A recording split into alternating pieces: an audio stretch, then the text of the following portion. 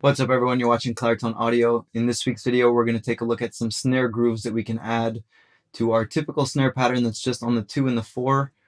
Last week's video, we started looking at closed hi-hat patterns, and we're going to continue building on that loop. So stay tuned if you now want to check out 5 snare grooves that you can add to your tracks.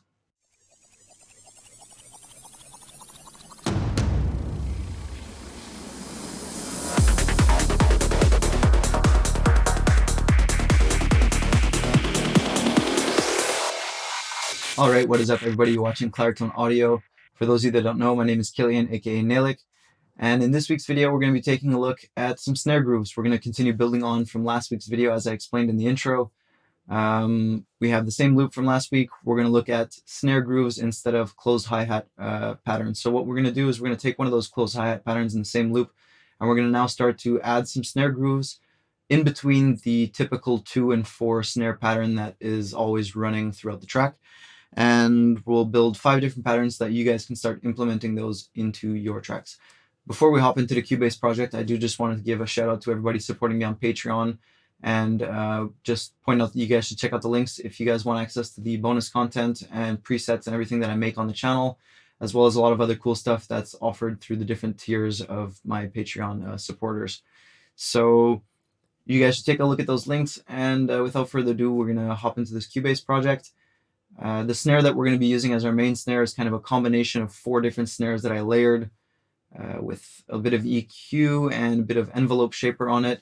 And then I imported 2 smaller snares, and kind of those are going to be the ones that we use to fill in between our main snare. So let's hop into this project and start to build those 5 patterns, guys, and I'll see you at the end of the video.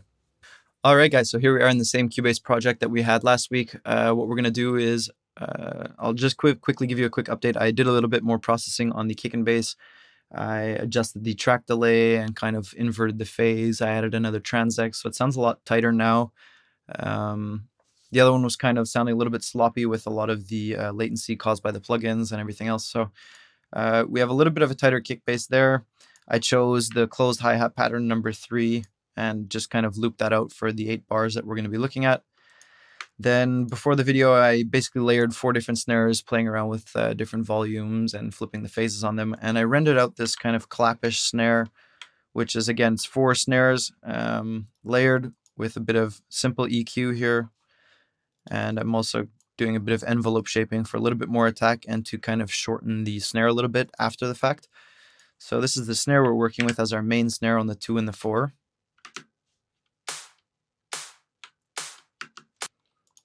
And with our kick and bass here, with the new kick and bass and the snare.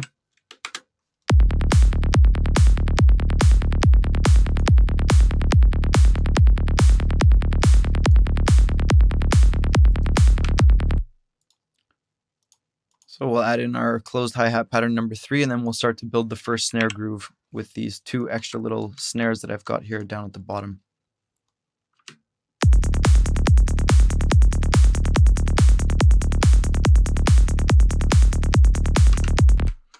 All right, cool. So what we're going to do is we're going to do 4 bar patterns. And the main thing is that we're going to have this second and third snare mainly playing in between those 2 and 4 snares. So the first pattern, what we're going to do is we're going to take this big snare here. One is kind of long and the other one is shorter, so that I have 2 different length snares.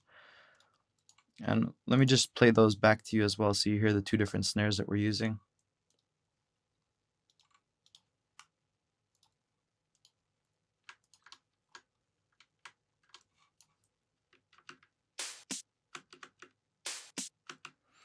So you can see one's a lot longer and kind of more white noisy, and the other one's a little bit more acoustic.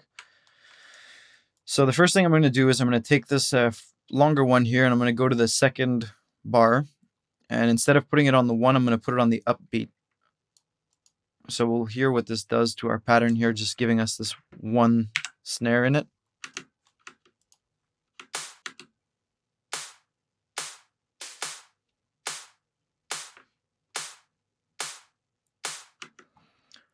Okay, so now we could just copy this over and go to kind of the upbeat on the 4th.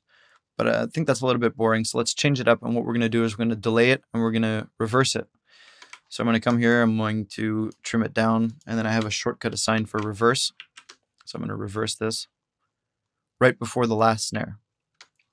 So what we've got is second bar on the upbeat, and then right before the last snare, we're going to reverse.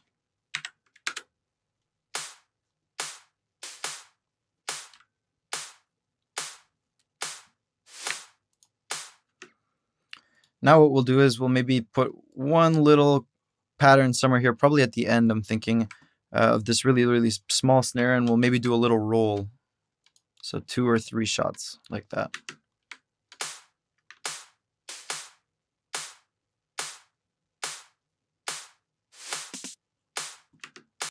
Of course, you can adjust the volume accordingly, and then we'll just play the whole loop together.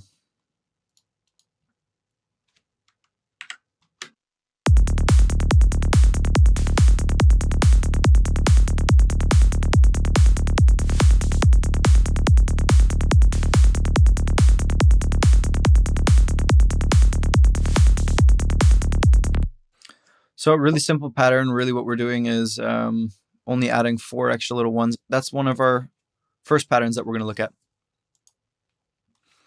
So what you could do is you could also just glue that and copy that over every 4 bars. So that's the end of pattern number 1. Let's move on to pattern number 2. All right, guys, so pattern number 2, what we're going to do is we're going to take that first snare again, but we're going to put it on the upbeat of every first snare. So we're going to position it right here before the first snare on the upbeat. So if we're looking at the grid in 16ths here, it's the 3rd 16th, right at the start of the 3rd 16th. And we're going to copy, sorry, I'm going to unmute these here. We're looking at this pink pattern over here. This is just another copy of the same 2 snares. So on the upbeat here, and then we'll go to the second bar on the upbeat. So we're going to do that at the beginning of every bar on the upbeat. So what we get is this little pattern here.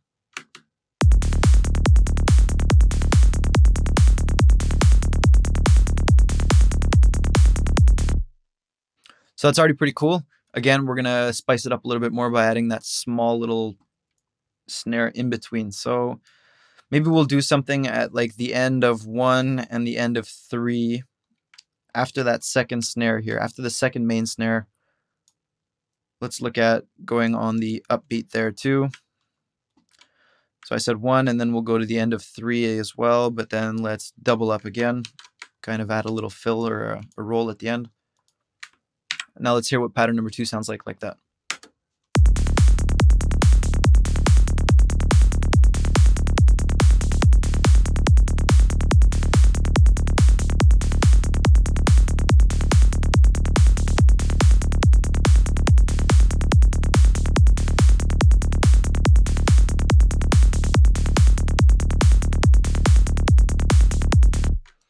And if we wanted to spice it up even further, we could add some reverse notes in there as well. I'm sure if we go to like the 2nd and 4th on the main one, and then before this little pattern here, what if we just reverse 2 like this?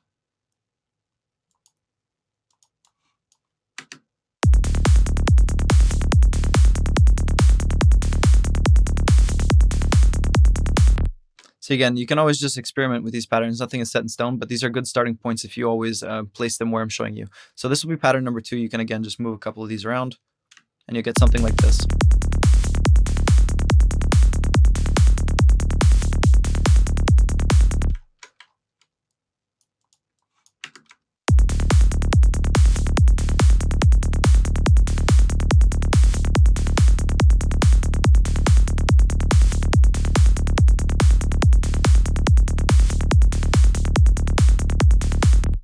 So that'll be it for pattern number 2. Let's move on to the 3rd pattern.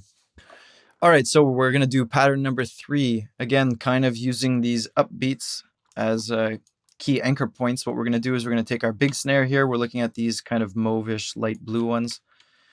We're going to go before the end of every bar, and we're going to put it on the upbeat again. So at the end of every bar, in the middle position of the 4/16ths. We're going to copy that over. Okay, so first what I'm going to do is I'm going to shorten them to the exact length of the grid.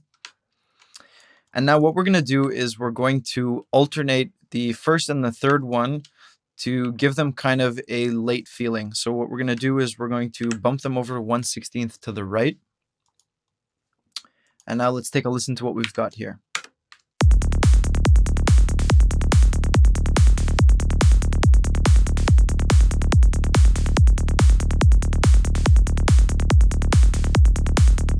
Right, so we've already got that cool kind of groove that changes, but it's almost the same pattern, right? So what we're gonna do is we're gonna add that little small one again a little bit before our first and our third snare. So instead of going right before it on the upbeat, let's go 4/16 earlier on the upbeat, if that makes sense. And we'll do this on the 1 and the 3. So instead of being at the beginning, we're gonna go to the upbeat again. And now let's listen to what that gives us.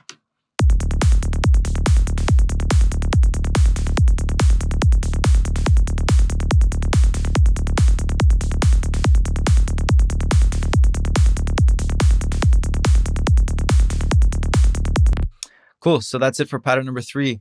Let's go to pattern number 4. So we're gonna look at pattern number 4, which is gonna be a little bit different because the smaller snare, or the second snare in this case, is gonna be the one that plays more often. So we're gonna take our first one, the long snare, and we'll go to the upbeat of bars 1 and 3. Like so. And then we're gonna start to groove out more on this smaller little second snare here. So we'll take this one here, and we'll go on the upbeat right there. So 4/16 before that one. And we're going to copy this also on bar number 3. Or actually, sorry, let's copy this right away. Second, 1 bar over.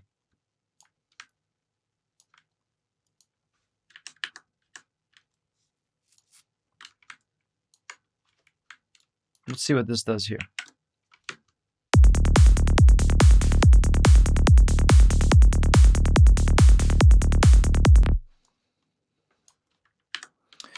So what we're doing is we're going on the upbeat before, and then again 1 bar later in the same position, and then right before the end of the second bar, we're going to add in a quick little fill here. So now what we can do is we can repeat this pattern right over here, and now we have our 4-bar pattern.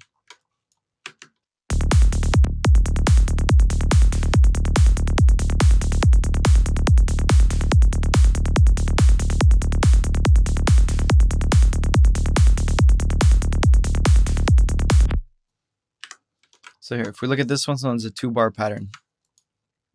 And we're looking at the grid in 16th notes.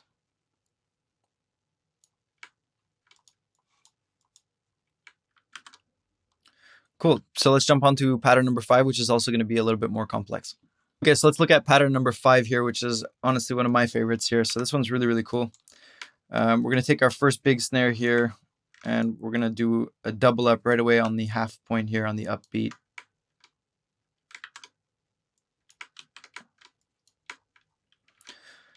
And then we'll go over on the second bar in kind of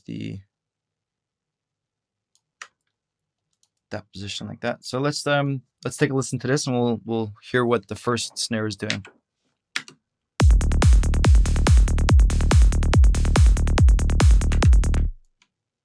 So if we copy that over, it would go right here.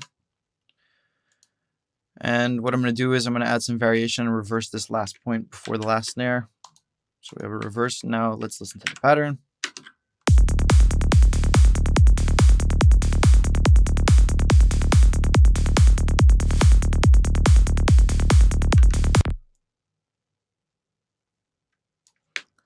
We're going to take our small snare here, and on the second and fourth bar, let's add a little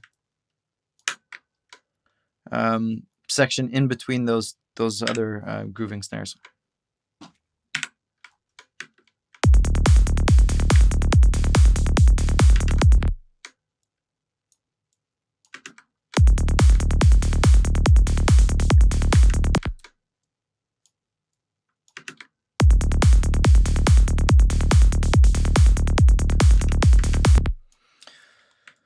Copy that over before the reverse snare again, and that'll be pattern number 5, right? So we have these main sections here, and then every time you're using one of the snares as kind of the main grooving snare and the other one to add a little bit of fills, which is what I like to use the smaller snare for.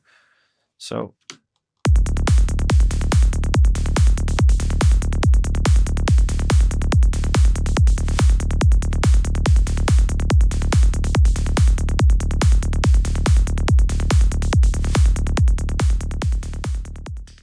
all right, guys, so that completes 5 patterns. I really hope you guys like those patterns, and I hope they give you some inspiration on coming up with your own snare grooves. Create a nice little groove and give it a little bit more energy than what it would have with just the regular snare hitting on the 2 and the 4. I encourage you to play around, come up with your own patterns, of course. If you want to add further, humanism or changes into the individual samples, I would recommend doing stuff like changing the velocity of individual hits, applying maybe a 3rd or 4th snare channel that you can have some affected snares on, maybe one that's a little bit more crunchy with a distortion, or one that's maybe a little bit bigger in reverb, or one that even copies a couple times over with delay. Come up with your own patterns. I hope these ideas give you, or I hope these 5 patterns give you some cool ideas. For those of you that are supporting me on Patreon, I will create MIDI channels for the groove snare channel 1 and 2. I'll create the MIDI for those 5 different patterns, so you guys can at least just plug it in with a sampler and switch it out for whatever snare samples you want, and you can add these 5 patterns to your tracks. I hope you guys liked the video. That about wraps it up for this one. In the next video, what we're going to do is we'll continue building on that drum percussion loop, and we'll start adding in all of the hi-hats, and we'll go through how I would put together a whole drum loop and maybe some of the processing that I would put on the drum group or drum bus. So if you guys like this video and you want to see more content like this, please be sure to subscribe and give this video a thumbs up, because it'll really help with the algorithm. And I'll see you guys in the next one. Stay tuned for more. Cheers.